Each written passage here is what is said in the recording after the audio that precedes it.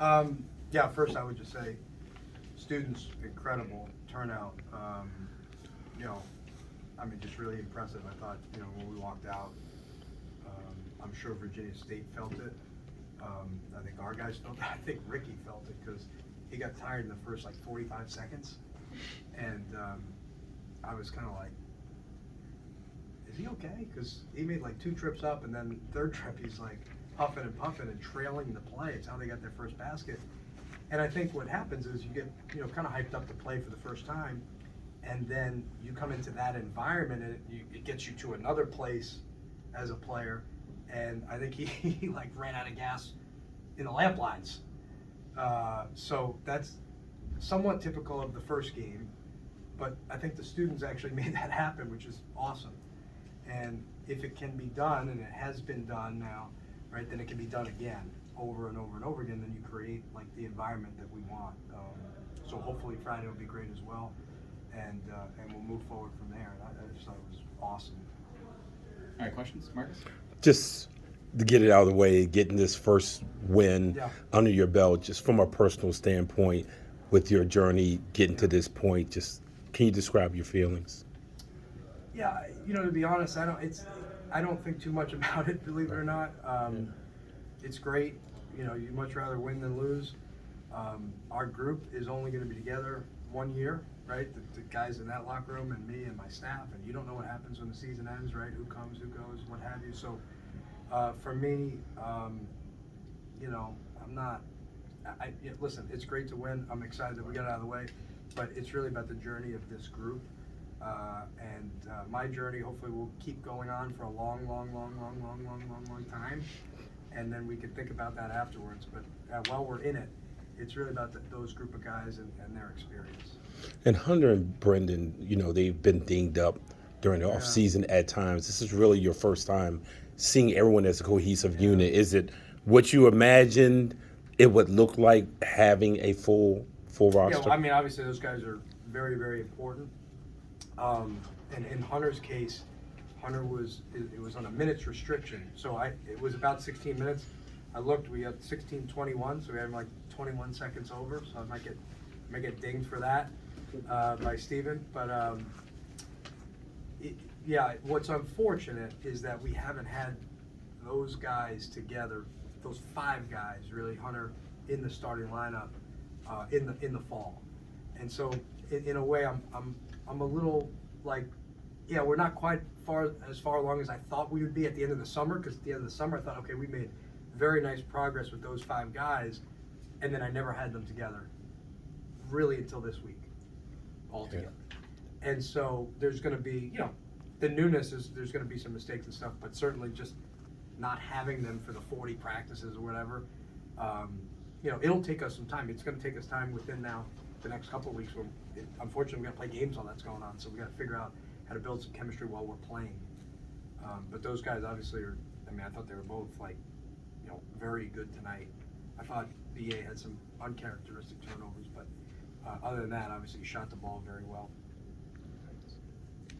Oh, sorry. Go ahead, Dave. Okay, sorry. So just looking at the stat sheet, the thing that really pops out to me is Ricky Lindo plus 30. Didn't score a ton, but can you just talk about his impact on other aspects of the court? Yeah, you know, and it's on me. I'm trying to find ways to help him. I need to do a better job of that. He rebounded the heck out of the ball. Gets 10 rebounds in 25 minutes, so that's big time, right? That's one every like 1.5 minutes or whatever it is, right? So that's big time. I thought he made some really good defensive plays, blocks, steals. Had a few assists. Got to continue to help him offensively, and he's got to continue to help himself offensively. But you know, there's not a lot of guys in our league running around with his size and athleticism. His way to impact the game with the size and athleticism that he can. He switched every pick and roll tonight, you know, 1 through 4, and those are, you know, the thing about Division II. Those guys are fast. Sometimes they're a little bit smaller, but they're very fast. And you know, I thought did a pretty good job of keeping those guys in front. Kind of 18 turnovers tonight. Wasn't great. It was a little sloppy. Can you just talk through what you were seeing out on the court that led to the insecurities with the ball? We had 18 or 15? I got 18. All right. Says it. Yeah, I don't know. I don't know. Says I'm both, looking actually. It's How many 15. assists do we have? It's 15. 16 on 30 Yeah. field goals, which is pretty good. Yeah, I think that's encouraging to me. 15 down here, 15. Okay, So, thank you. Jeez. All right, so at 15 least we're sounds positive. We keep attempted assists. I think I talked about that, right? So I want to look at that. I do think in the zone, especially that type of zone, we had to put the ball on the ground a little bit more. But I would hope that attempted assist number is up over 30, 31, 32 would be my guess. The turnovers, yeah, I think some of them are like silly. And we just gotta continue to correct them, and, we haven't turned them over terrible in practice or anything like that, but I thought maybe it was a little bit of nerves and stuff tonight too. A couple of like bonehead ones that you should be able to correct, I asked Brennan and James this, but 15 for 27 on free throws, Yeah. 6 for 13 in the first half. Is that something that worries you at all, or is it just they didn't fall and we'll just move on? It's always about who's shooting them, and then JB misses the 3 at the end of the Yeah. half, so, which, that's 9, 10, 11, so he would have been 11 for 12. Everybody else kind of like split, Sure. So, I don't know. No, it doesn't really worry me. I mean, I've been around teams that practice free throws all the time, that never practice free throws. The best way to shoot good free throws is get good free throw shooters, and so when JB is there and he's like shooting 3 to end the half, and I'm thinking, all right, it's pretty good. We're up 16 and gonna come out with the ball, and then he misses all 3. I'm like, okay. So, no, I'm not super concerned. I'm just looking here. Yeah, no, I'm okay. Abe? The game was pretty close in the first half. We went on a big run to end the half, and in the second half pulled away. What do you think clicked for the team? Again, I'm gonna have to watch, but I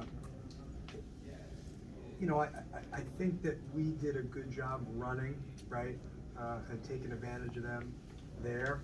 I think anytime JD has the ball, good things happen, and you're trying to mix it up with him and Brendan with the ball. And again, Brendan had some uncharacteristic turnovers, but finding that balance for JB of like, hey, he's got to be off the ball some, but also when he has it, when you get 21 points and 9 assists and 1 turnover. In fact, I don't think he didn't have many turnovers against WestCon, right? Mm-hmm.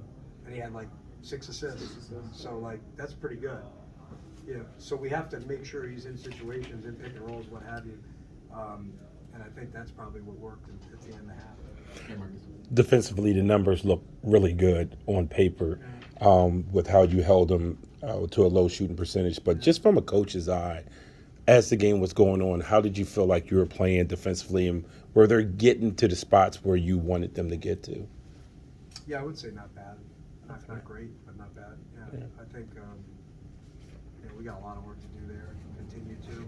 And, we're playing a freshman in Max who's, as I've said over and over, he made some great plays tonight. And then, he's got plays that are freshman type plays. Yeah. And I got to continue to get him daily up to speed to try to actually get into league play.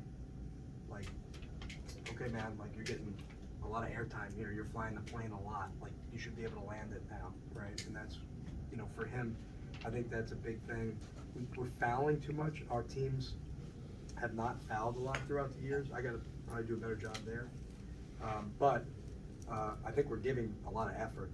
I also think, there's times when we're leveling the ball and with our chest and fouls are being called.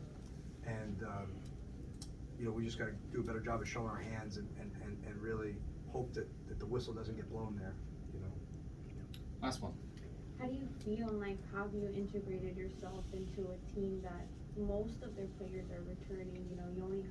You're new, you maybe have like a handful of players who are new, but then the rest, they've all built this chemistry up. So how have you kind of, integrated yourself into It's harder on me than it is on them because I have to get to know 14. They only have to get to know 1. Mm-hmm. I shouldn't say that, the staff too, But yeah, no, it's part of it is, you got to seek to understand before you're understood. And so, you know, you get the job and you spend some time in April and May, you know, just trying to get to know both them as people and then their games as best you can before you actually get the competition. And so, no, it's been great. I mean, I've said this over and over, like, there's not a better, I'm very lucky that when you take your first head coaching job and you walk into a locker room, you don't know what to expect. And this group has been great, you know, super care factor high, attentive, wants to be good, no issues, no attitudes, no selfishness, and they're all trying to become good players and they all want to win, which is really important. That's a good start when you come into a situation. All right, thanks everybody. Thanks.